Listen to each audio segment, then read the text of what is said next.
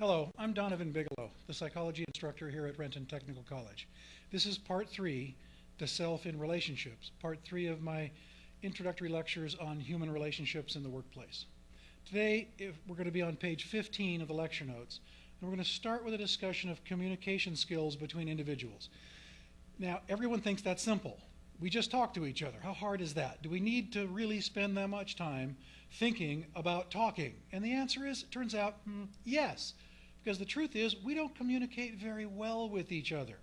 If we can take a lesson from the last lecture, think before you act, or now perhaps think before you speak, and be more aware of the elements of communication, you're much more likely to get done what you need to get done. Every single one of you, I know, has experienced a communication breakdown, a failure to communicate. Everybody does it relatively frequently. If this way of thinking about communication can help minimize that, then it's time well spent. All right, in every human relations text, there is a communication process, and it all sounds sort of technical, and it's filled with fancy jargon. It breaks down like this, and I want to break it down sort of element by element and get you all thinking about how to really hesitate and put some more thought behind what you're saying. I think most of the time, in most of our daily dealings in our relationships, we just say what we need to say and we move on. But when you're on the job, when your promotion hangs in the balance, when your ability to complete your assigned missions hangs in the balance, when your bosses or supervisors' appreciation of your skills, intelligence, ability to get along with others is being judged, then it's time well spent to slow down and think about the way you communicate and try to make it better. Okay, the classical communication process, top of page 15 of the notes. First, you encode the message. Now, what does that mean?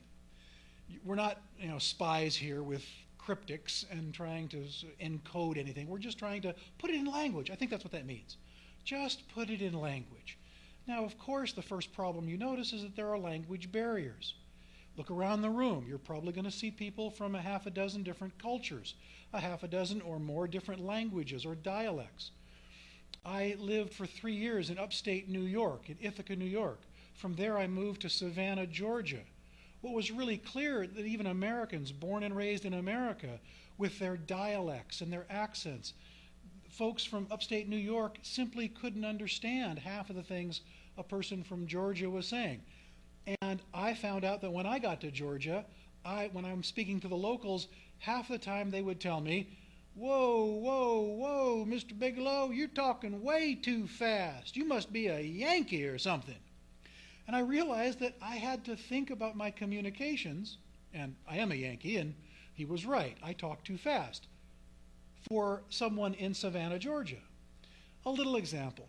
You all can look around and see a dozen examples every day of the language barriers to even putting your message in common English language. You have to understand English well enough. You have to understand who's getting the message. Now, not just cultures and language, also age. How many of you have spoken to your grandparents lately? Can you use the same language with them as you use with your colleagues, friends? Probably not. They would be mad if you did, I assume.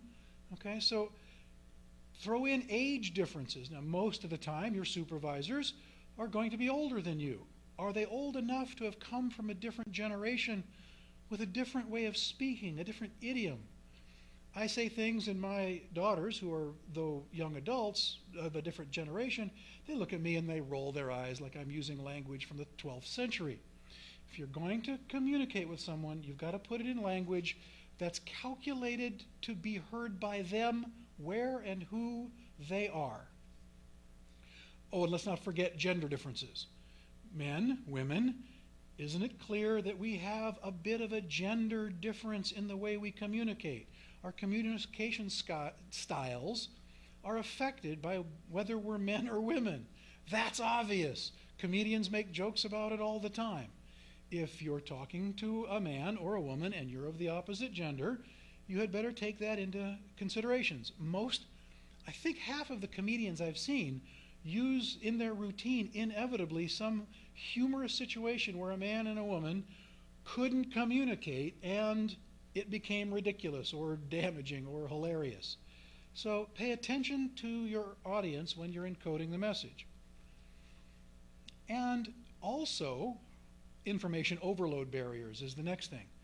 It's also clear that in our hectic world, we have got a lot on our plates. We're not very good at multitasking. That's not how we evolved. We're supposed to be able to focus on the one immediate thing in front of us. But the truth is, almost no one has that luxury. So if we are overloaded with information, it's hard to encode a message with the critical data in it. And you've got to stop and take some time and think about what you're going to say and recognize that the odds are you're going to be swamped, you're going to be overworked, you're going to have multiple demands on you.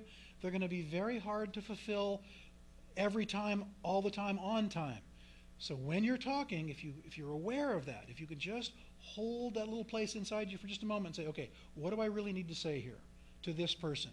And try to let the information overload, the noise from all the different inputs in your life, be a little bit on hold in this moment. If you can do that, you might actually succeed. Okay, selecting the transmission channel. It used to be easy. If you wanted to talk to someone, you went and talked to them. You looked them in the eye. Maybe you got on the phone and scheduled an appointment. Maybe you just talked to them on the phone. But you talked to them. And in the vast majority of cases, there wasn't any discussion of other means of communication. Right now, I can't list all the possible means of communication. You've got texting, you've got Twitter, you've got email, you've got, this is not my area of expertise. I can't keep up with all the technological changes. But here's the critical point. If you're using texting, Twittering, email, or any other electronic data-based communication, the absolute most important thing for you to understand is that you are losing 80% of the ability to communicate by not communicating in the physical presence of the person you're trying to communicate with. It is very clear now from the research that 80% of communication is nonverbal. That means when you're talking to someone, what they're getting from you is not just the words. In fact, the words make up the smallest part of any communication between two human beings. The bulk of what they're actually getting from you has to do with your emotional context, the look on your face, your body language, the emotional context of their face. That is telling them the real critical elements of what's being communicated, okay? The feeling states behind it. I've had this happen a dozen times. I've tried to mediate between couples when they got into arguments. And he said something on email, she responded, and then he misunderstood the no. He offered that they should go out to this particular place. She said no. And all he saw there was no. And he assumed that that little word had all kinds of emotional language attached to it that it didn't. She was just on information overload, had 17 other things to do, answered him quickly, and it had no extra emotional meaning at all. And he's feeling rejected, abandoned. He gets home, and the argument begins because of a failure to communicate. I challenge you. Communication in electronic means in this day and age is probably absolutely necessary. But if you try to communicate emotional states through electronic media, you are asking for confusion, you're asking for conflict. If you need to talk about something important to people, talk to them either face-to-face or at the very least on the telephone.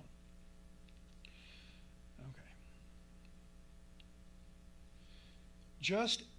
Next thing, sender transmits message. We've got noise communication barriers. Just like you are being inundated with information and technologies and multiple sources of data, so is the person you're trying to communicate with. And if they lose your message in this noise, you shouldn't be too surprised that the communication you attempted didn't get through. So how do you fix that? You have to recognize the person you're talking to. Where are they? When are they during the day? Are they in the middle of a meeting? What other projects do they have on their table? Are you selecting the type of communication most likely to get through to them in the here and now? If you're not thinking about that stuff, you're not communicating. If you're trying to communicate with a coworker on a critical mission that your supervisor is waiting for, and you select the wrong message medium, you failed. And the boss isn't going to appreciate the complexity of your email program, and your coworkers are going to be let down who are down the chain. All right, this is something you got to pay attention to. Now, if you're on the receiving end of a communication, you've got similar dynamics going on. The receiver is supposed to receive and decode the message. How do they know you? Is your message formulated and delivered through a medium that reflects the receiver's honest understanding of you? Do they trust you? Do they know you? Do they know you well enough to get what you're trying to say in the particular medium you're delivering? Non-listening barriers. Bosses and sometimes coworkers are themselves overwhelmed by demands they can't handle. And sometimes you try to communicate and they're not listening. What do you do when that happens? Get all irritated and walk away, slam the door? Probably not good strategy. You have to recognize that there are barriers, that you're not the only one in the pipeline, and that you need to figure out perhaps a different way to communicate. If you're not getting a response to an email, is it appropriate in your particular situation to knock on the boss's door? Is it that urgent? Is that appropriate in the culture that you're in? The second thing is emotional barriers, and this is where it always gets particularly tricky. Your emotions and the person you're trying to communicate with. What's the subject? Does it evoke intense emotions? Is it stressful? Is it causing anxiety? Is there some danger involved? Those you're not just trying to communicate data. Okay, there are places and times when it's important simply to communicate data. If all you're trying to do is coordinate where to meet at 5 o'clock in downtown Seattle, probably email or a text message is a perfectly reasonable method of communicating. But if you're negotiating something important, if you're talking about childcare, if you're talking about a promotion at work, if you're talking about restructuring your particular organization, if you're trying to recommend different hours or different working conditions, you've got to be aware that this is a subject that's going to evoke possibly intense emotions, and anytime that happens, that is a barrier to communication. So if you're aware of that, forewarned is forearmed, you're likely to communicate better. All right. What happens when you get to the end of this? I hope this wouldn't take 30 seconds. That if you're looking at this paper, page 15 of the lecture notes, you can walk down this in most cases in 30 seconds. And if you do that and apply this way of thinking, I challenge you, try it for a week. Think about communicating on issues of importance, at least, in this way, and see if it makes any difference. I mean, sometimes you just got to coordinate whether or not you get milk on the way home, and that's not a big thing, and you don't need to make it an exercise, obviously. And yet, my sense is, if in the big issues you could think about this, and not just at work. At the end of this part of the lecture, I want to talk for a while about sort of human intimate relationships and the dynamics involved there, and that's another complicating element in communication. So try this, see if it works, and be aware that when you get feedback, you're on the other end of this. If you've taken these steps to think through and communicate appropriately, given both who you're sending it to, the nature of the information sent, thinking about what medium it goes out on, or whether it should be face-to-face, remember that the other person's got to go through something like that, and there may be failures to communicate on the other side. If you're aware of both sides, you're much more likely to be successful. Top of page 16, I've already talked about the gender and cross-cultural communication differences, and I mention it again because I don't think anybody in the working world today in America is immune from probably an increasing dose of this. There are women in every workplace. There are people from all over the world using different language skills and cultural habits. And if you aren't aware of the cultural dynamics in the middle of those 5 or 6 steps of communication, then you're in big trouble. This next one I think is worth mentioning. Social conventions. language, and by that I mean, are you using appropriate grammar and sentence structure? Grammar and sentence structure, people. It's an old concept. And what I'm seeing now as an instructor here at on campus is people are writing like they've started texting. And they're using shortened words, and they're using grammar and sentence structure that leave me completely confused about what they're trying to say. If you can't write full sentences using appropriate English grammar, get yourself some tutoring help. If there is one element of a person's presentation on which supervisors make the most important judgment, how intelligent is this person? It's going to be in the use of language. I'm sorry, it may not be fair, but it's in our culture that people equate the appropriate use of language with intelligence, and they equate the inappropriate use of language with a lack of intelligence.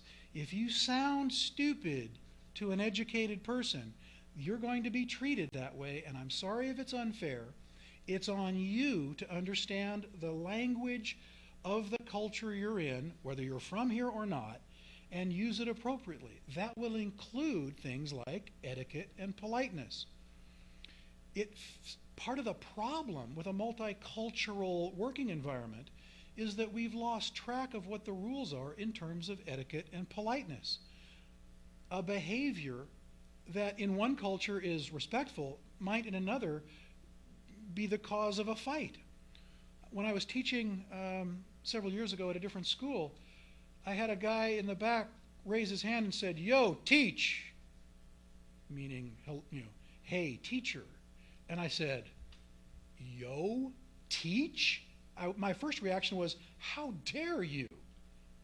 And then I realized, and I saw the look on his face, and thank goodness I was actually in front of him, and I could see what he intended, and I could sort of get an emotional response from his body language. He was actually being a little too informal, but it wasn't disrespectful at all. And if he'd done that in writing, I probably would have interpreted some form of hostility or disrespect. It wouldn't have gone well. A few days later, I had a student raise their hand and they said, "Teacher." And I thought my name was Mr. Bigelow, and I thought I made that clear at the first day. And in the moment, it seemed disrespectful. "Teacher, I have a question on this." And what I realized is that students from Asia and students from Africa use the word teacher differently than we do. This happened to be an African student, and it was very clear that he meant it in the deepest respect. And I didn't get that right away. I got it fairly quickly, thank goodness, but it became clear to me that politeness, etiquette, the cultural norms around how people get along are absolutely essential that you understand. We're packed in. There's too many of us in most of the rooms we're in. And so politeness and etiquette and the appropriate use of language keeps us from tearing each other's throats off half the time. I mean, it's so easy to have emotions run over the top. It's almost inevitable if we're not communicating in ways that are useful. So I challenge you. Use language as best you can. If you're not fluent in English, get some help. If you're in a place, in a particular workplace, in a business, in an organization, in a school, you're going to have to understand the local rules of etiquette, of politeness. And if you don't comply with them, you are likely to be communicating some hostility to those around you, whether you intend to or not. Bad way to start a working relationship. Okay, again, important to emphasize the primacy of nonverbal communications. Top of page 16 of the notes. The research from University of Washington actually has been conclusive on this for decades. 80% of all communication is nonverbal. And so I'll say it again. When you're talking to someone, be aware of the other messages you're sending. If your posture, your facial expression, your eye rolling, if that is happening, what you're telling the person in language is simply not going to be heard if the rest of your communication, which human beings pay more attention to than the words, is running counter to what you're trying to communicate. Be aware of it, get it under control, communicate what you want to, the way you want to, you'll be better off. Okay. Section 2, organizational structure and communication. Okay, now I want to talk about being in a business environment, in a workplace. And it's clear since Adam Smith in his book, The Wealth of Nations, several hundred years ago, that we are rich and powerful now for a variety of reasons, but one of them is our increasing division of labor, that we are efficient creatures when we specialize. But of course, if we specialize, that means our other needs can't be met by ourselves, and our efficiency and everyone's efficiency when put together generates tremendous amounts of wealth. Yay for us. The problem is it compartmentalizes and makes sometimes more difficult our ability to communicate with each other. The departmentalization, grouping related activities in units. I want you to understand a little bit of, and this ought to be sort of obvious. You know that a big company has a hierarchy. There's a chain of command. There is the traditional hierarchy. There's the boss, there's the second in command, there's a bunch of lieutenants, and then there's a bunch of worker bees down below. Okay, throw in some sergeants, or whatever the civilian equivalent is to those things. And in different units, they do different things. And the style and the attitude and the cultures within these units might be very different. It's critically important that you get the different styles within an organization and where you fit within it. One of the modern things that's happening is, up until recently, business organizations really only had one model. There was the boss, or there was the board of directors, there was a series of junior officers, and there were the different units that did the different things, and it was all in a very traditional hierarchy. Everybody knew where they were in the chain of command, top to bottom. But with communications now being in cyberspace, we have virtual and e-business dynamics that make these traditional communication hierarchies a little confusing, and there's ways to end run, there's ways to go around, there's ways to, what we call in the Army, breaking the chain of command. It used to be a very serious thing to do that. Now, it almost seems built into the structure of many organizations. Do you know, in the organization you're in, the downward, upward, horizontal, and grapevine networks? What does that mean? If you have to communicate to a supervisor, that's generally not hard. You knock on his door or her door, and you say, hey, I got a problem, can you fix it? Or, hey, I want you to be informed about this. That's easy. But if you're in any sort of larger organization, and most of you at some point are going to be, whether it's a school academic environment or a larger corporation or a bigger business, at some point, many of you are going to be beyond a little 2 and 3 and 4 person shop where you could call across the floor to get the boss's attention. Do you understand how communication is supposed to flow? If you don't, and engage in activity that might be considered impolite or disrespectful, then you're setting yourself up for failure. So understand how you communicate, understand how the people coming back to you are communicating, but also look around in the organization you're in and try to understand the flow of communication between different levels. Oh, one more point. Oral and written variations. I've been talking about the English language as if it's always spoken. Well, come on. In the modern business environment, we are now emailing and texting and sending documents in ways that were unimaginable just 15, 20 years ago. So you have to communicate with proper sentence structure and grammar in written form as well. Language is still a little looser.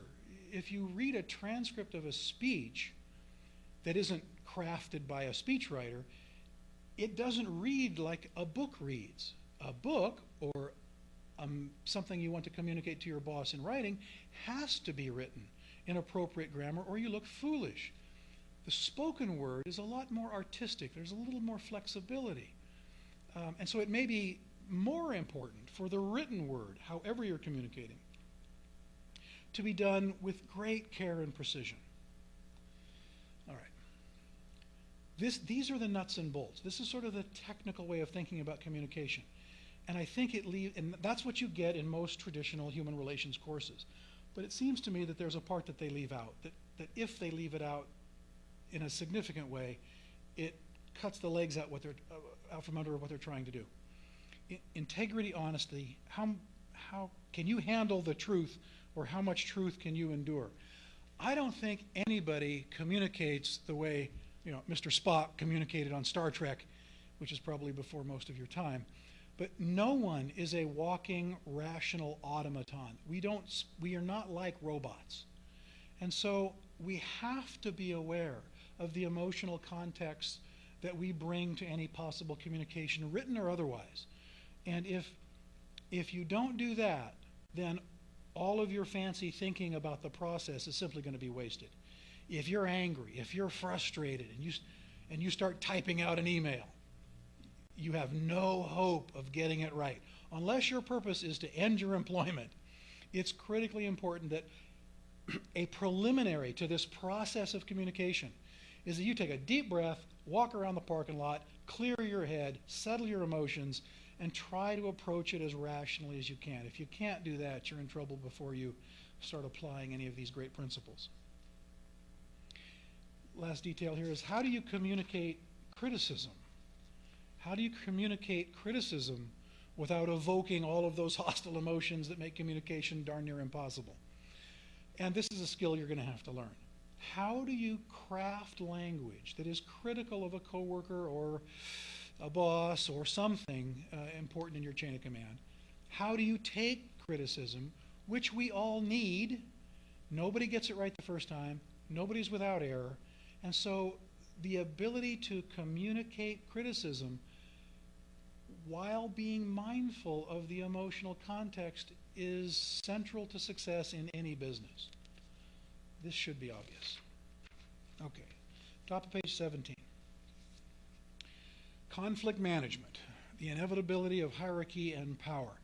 There is no organization in the history of the world, going back as far as we have written records, there is no organization that wasn't rife with conflict. It's in our nature.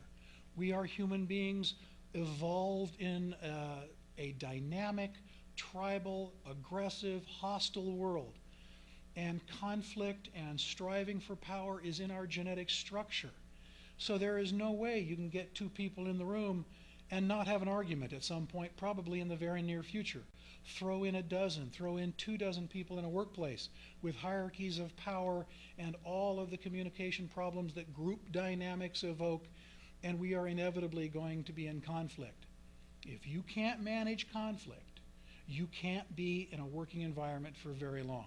If you respond to every conflict like this, I'm okay, I'm not so sure about. There was an old book, probably before any of your time, called I'm okay, you're okay. And it was designed to be a little bit of a strategy for conflict management. It was supposed to tell people that if I approach any conflict by saying, I'm a pretty good guy, and I think you're a pretty good guy too, and we can find some room to agree. Great theory. It seemed to me to never work. Why? Because it missed the powerful emotional dynamics evoked by conflict. We're going to talk a little bit more about that later. Part of recognizing how to manage conflict is recognizing how management, at least, has a certain style. You may be creating a conflict that isn't there if you simply are in conflict with the manager's style. These 5 things, forcing, avoiding, accommodating, compromising, and collaborating, they're not listed in order of priority. They're not listed with an eye toward claiming one is superior to the other. It depends on the business and the context and the workers and what the missions are. You're going to run into managers with all of these different styles at various times. If you can recognize that, half of your conflicts will be over. If you get that the manager has a certain style, and it's a style, it's not about the substance of what you're supposed to do or he or she is supposed to do. It's their style. And if you can accommodate to that without feeling punished by it, without feeling denigrated by it, without feeling like you're feeling sort of disrespect, but it's just a stylistic difference. If you can get that, then half of the problems with conflict on the job are going to be resolved without too much trouble. Forcing. All right, if a manager that comes out and just says, do this, do that, do the other thing, and do it now, he doesn't leave much room, or she doesn't leave much room for people to maneuver. They're just supposed to execute the plan as told. And you know what? There are times when that is really, really, really important, especially in the context of security issues. police, firefighters, school administrators if there's a crisis, your boss on the job if there's a problem. I was in a grocery store several years ago when an earthquake happened. I was in the wine racks at Larry's Market it was, and the wine starts falling off the shelves. And I think, I'm going to die in the wine racks. That's not so bad. But then I hear the manager come out, and he's barking orders to get everybody out of the, and he stayed, it was kind of a heroic little maneuver on his part, but he was barking orders. In the middle of an earthquake, barking orders is perfectly appropriate. And no one gets to tell him after the fact that you were too harsh, or you're a forcing type of manager, and you shouldn't be that way. People get to accommodate to managers' styles. My assumption that I try to present in good faith is that any of these styles that a manager has have been taken into consideration when the superior officers have given them the job. And so it's partly up to me to accommodate to those styles. Now, sometimes these things result in conflicts that have no solution and people need to go find some other work. And that's true, and that happens. But if you can wait a moment and look at the style first as a style, okay, avoiding. Some managers seem to never want to get anything done. They just procrastinate, they stall, they dither, they think about it, okay? Now, does that mean that they're avoiding or that they're focused on something that you don't think is important? I don't know, and it would be hard to tease apart. But it's his or her responsibility to get the job done, and it's up to you to accommodate to the style. If the superiors don't like the way the manager is doing it, he or she will be replaced at some point. Now, you get, if there's conflict over the style, to mention it, but you get to mention it as a style question, not as an attack on the person's character.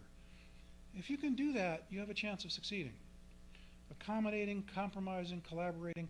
I don't think I need to go through the details of these. The words should make sense to you. Some bosses want to get along with everybody. They tend not to be very effective, but it's a much nicer working environment, and maybe that's important. Compromising, you see bosses who have great respect for their workers and have an accommodating or compromising style that sees value in what they're doing and sort of manages the lower level conflict and accommodates and collaborates even in ways that ultimately get the job done well. It depends on the nature of your workforce and the nature of your job. These are just styles. If you see a manager's style as a style and not as an insult first, okay, maybe he or she is insulting. That's a real possibility.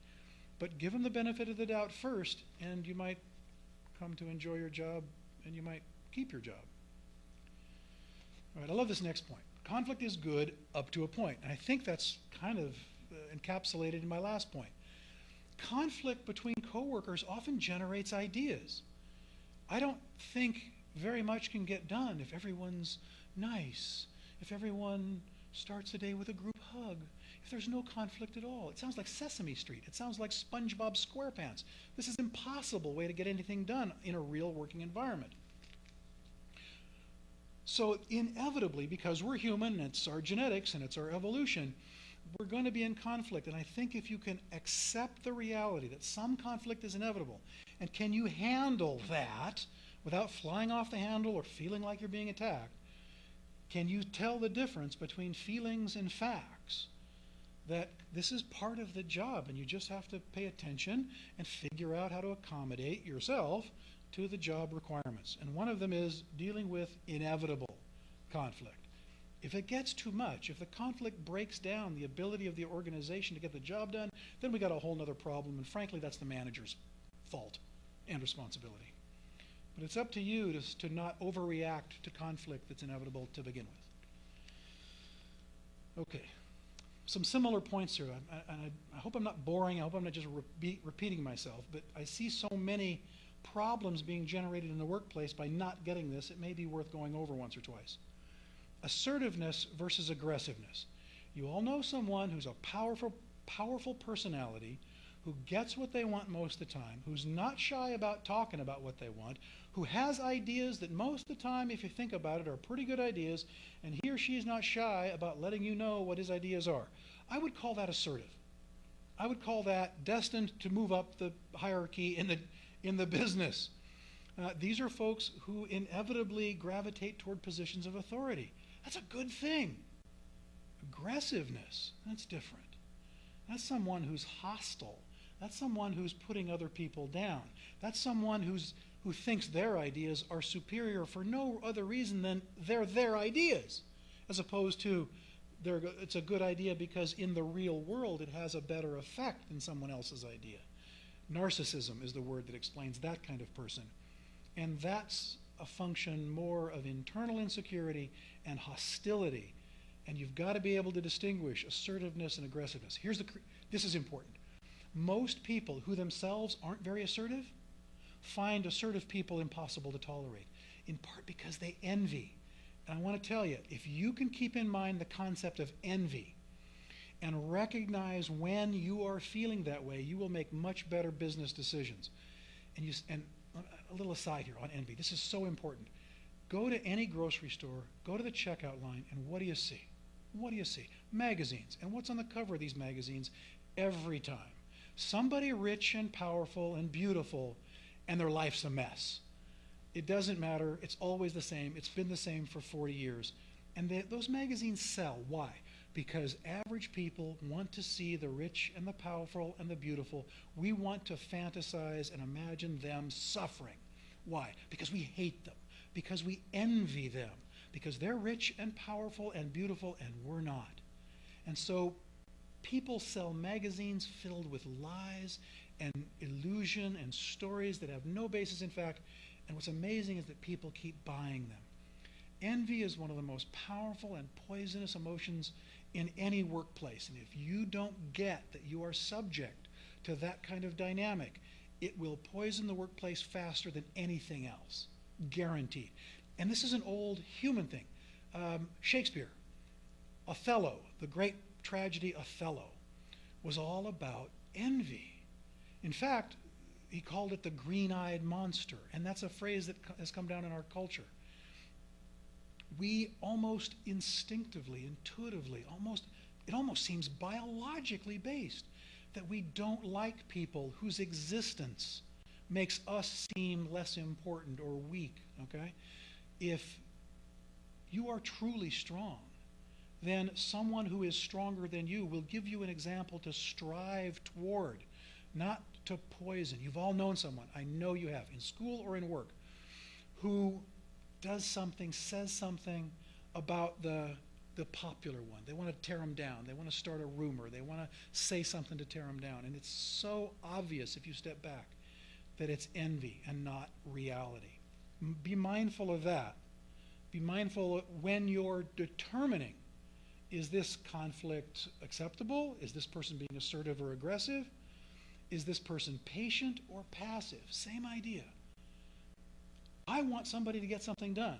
If someone is patient, waiting for the right time because they've thought through it, because they understand reality, because they know what has to be done, and they're taking their time so they can get it right, versus someone who needs to see it done right now because they've got anxiety, and if it gets done, then they'll feel better, as opposed to if it gets done right, it'll be done right. So I'm challenging you over and over in these lectures to be mindful of what's happening inside of you and not let feelings be misunderstood as facts. If you can't do that, then you're in trouble. If you can do that, your life will be dramatically better. Okay, anger, conflict versus hostility. I think this is the same song, second verse. When two people are in disagreement, when there's a conflict, we can disagree and be reasonable people.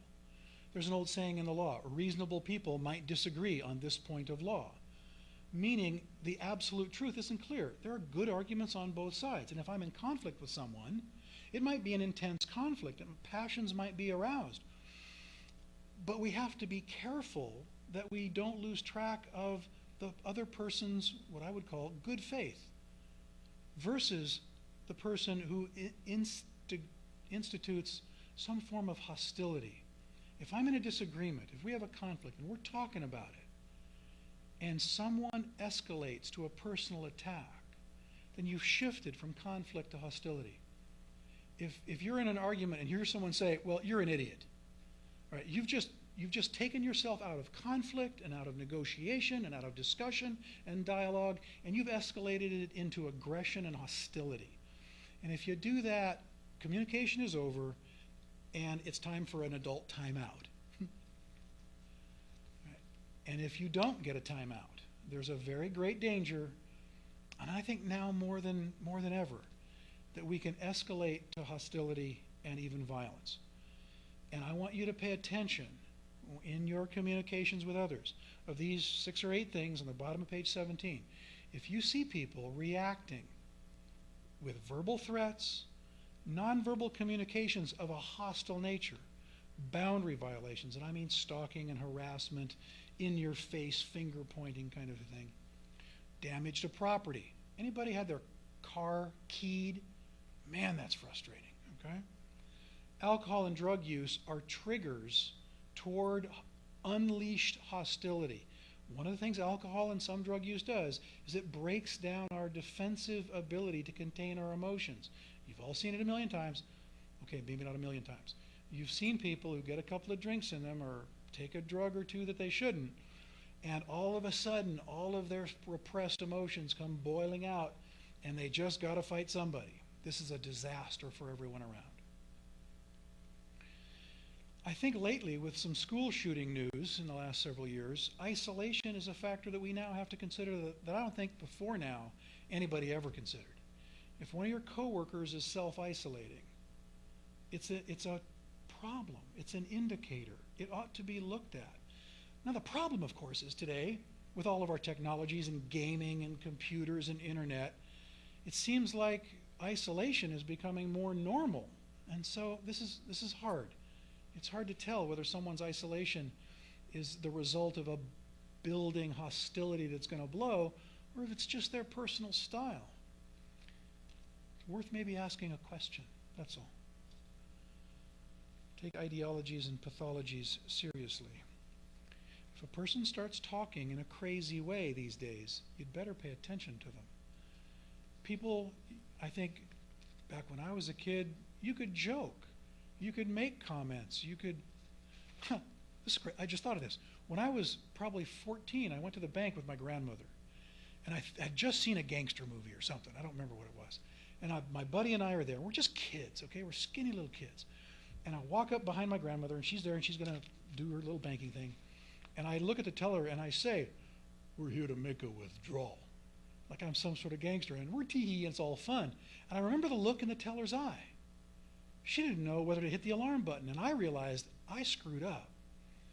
And come on, folks, you're going to get on an airplane today, you're going to get in a bus, you're going to get in a crowded building and make a joke, make a crack about terrorism or bombs or anything.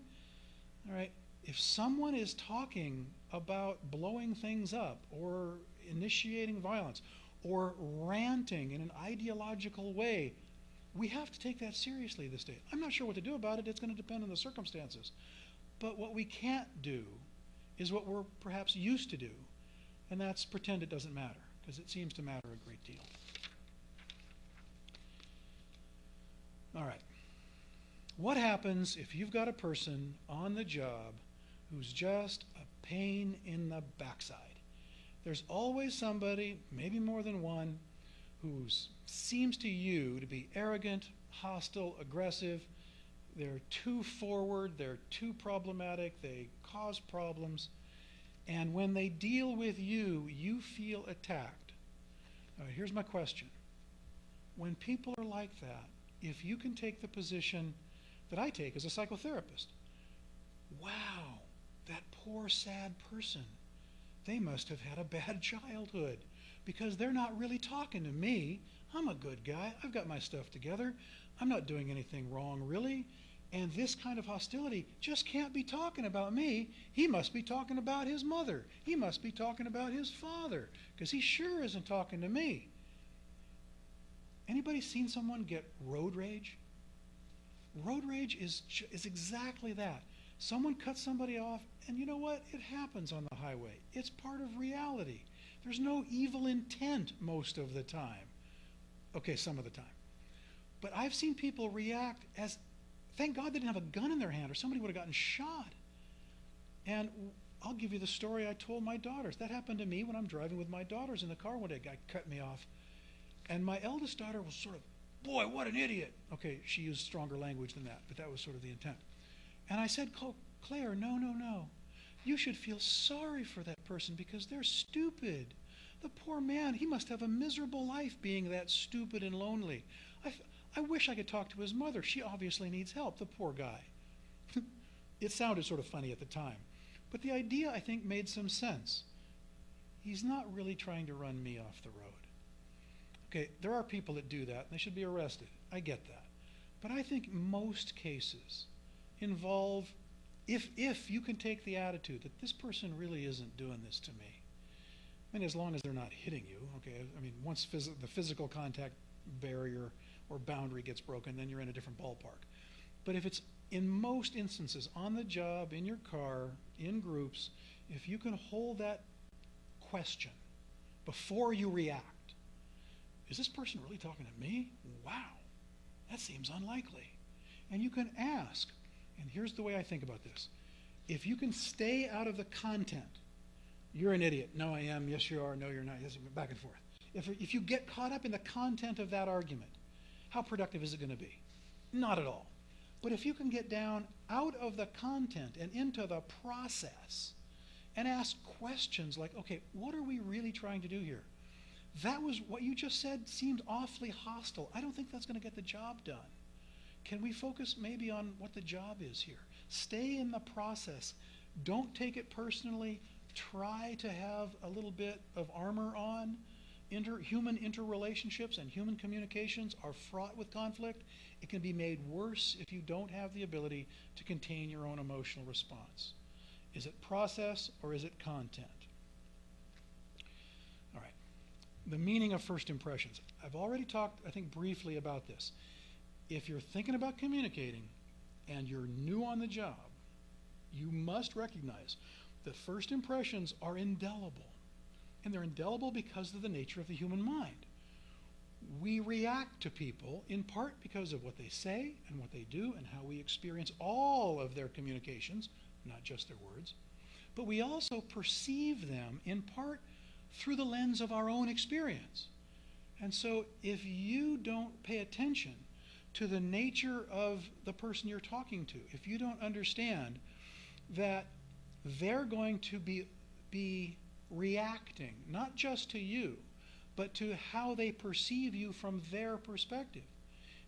The simple thing here is if you go to a job for an interview, you don't dress like you're going out dancing on Saturday night. You don't dress like you just got up Saturday morning after on your way to the football game. Okay, we're in Seattle, so who would go to a football game these days? Never mind. You must be able to recognize that what I call the transference. The person's going to respond from their perspective, or call it their culture, or call it their language base, call it their emotional response. You're coming from yours, so you have some obligation, if you want a job, to be able to recognize that you're not making a fashion statement, you're trying to get a job. And so you'll need to modify that. Same thing with giving and getting criticism. I'm on the middle of page 18.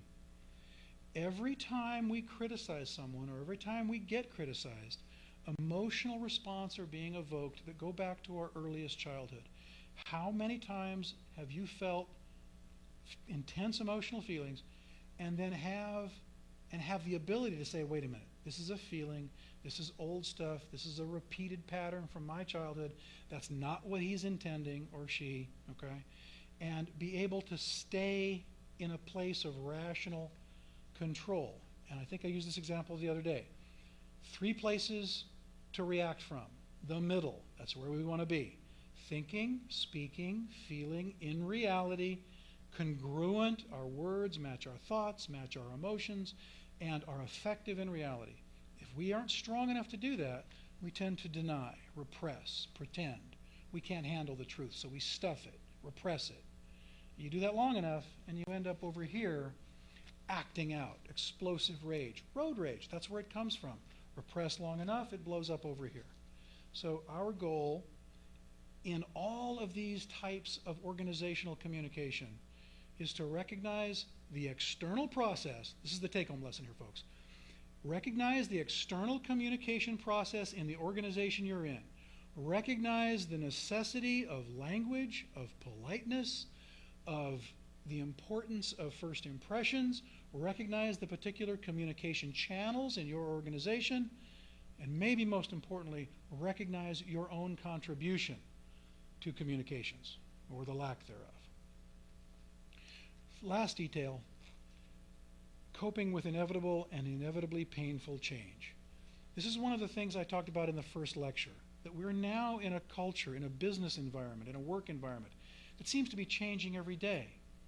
If you're strong enough to manage these emotions in the way I've been describing, you ought to be strong enough to manage the emotional response to change. Nobody likes change. I'm a psychotherapist. I sit with people every day. And what I've discovered is that change is the hardest thing. People fear death less than change. I've had people keep doing the same thing over and over again until they almost die before they stop. And I think in a lighter context on the job, we find over and over that anytime someone proposes a change, even if it's beneficial, even if it makes the work more efficient, even if it makes the work better, very often a large percentage of folks will hostily oppose it. If you can distinguish, again, an emotional response resisting change from an idea that really won't work very well, if you can tell the difference, if you can get in your own mind, hey, I don't like change, and this seems like a really dumb idea, or I don't like change, and you know what? Despite that, this is a good idea. If you can keep mindful of that internal experience, you will be able then to stay rational, stay reality-based, and most importantly, stay employed. End of section 3.